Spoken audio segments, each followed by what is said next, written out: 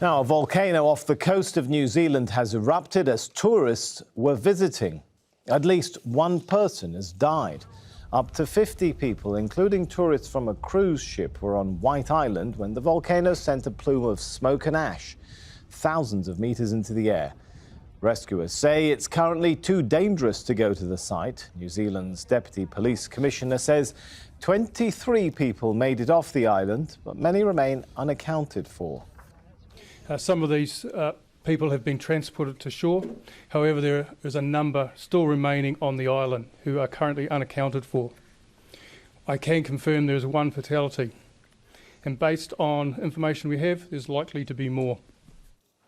Now, speaking at an emergency briefing, New Zealand's Prime Minister Jacinda ARDERN confirmed tour groups were on the island at the time of the eruption. We know that there were a number of tourists on or around the island at the time, both New Zealanders and visitors from overseas. I know there will be a huge amount of concern and anxiety for those who have loved ones on or around the island at the time, and I can assure them police are doing everything they can. Let's speak now to Shannon REDSTALL in Auckland. She's a reporter with NewsHub New Zealand. Good to have you with us. Let's start with the people. Have all the missing been accounted for by now?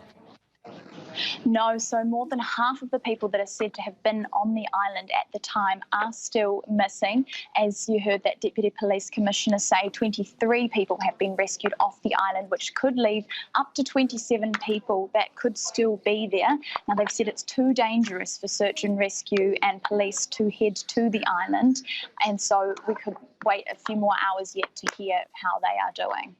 So when they say it's too dangerous, does that mean this eruption is still very much active right now? I think the biggest concern is the ash that is around, and it really has overpowered vision in terms of trying to get to the island. Our local volcanic and earthquake service has said actually the chance of there being another eruption is really low. So that's not what they're concerned about at this stage. But of course, this would have been spewing hot rocks. Don't think lava, but large projectiles. And so they're just waiting because, of course, you wouldn't want to outweigh the cost of losing another life at this stage. Rescue is still, no doubt, very much still the priority. But any thought going towards warnings, early warnings, were any given that an eruption was imminent? So, no, the eruption happened very suddenly, and in fact there was next to no warning. There had been a slight increase in the level of activity on the island in the previous weeks. However, volcanologists have said that these volcanoes, which have lava quite close to the surface White Island does, and so this can happen just very quickly.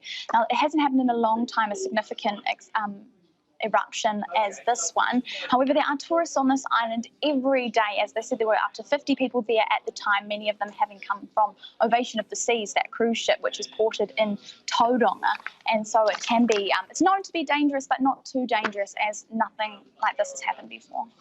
All right, thank you so much for giving us the latest on that. Shannon REDSTALL there.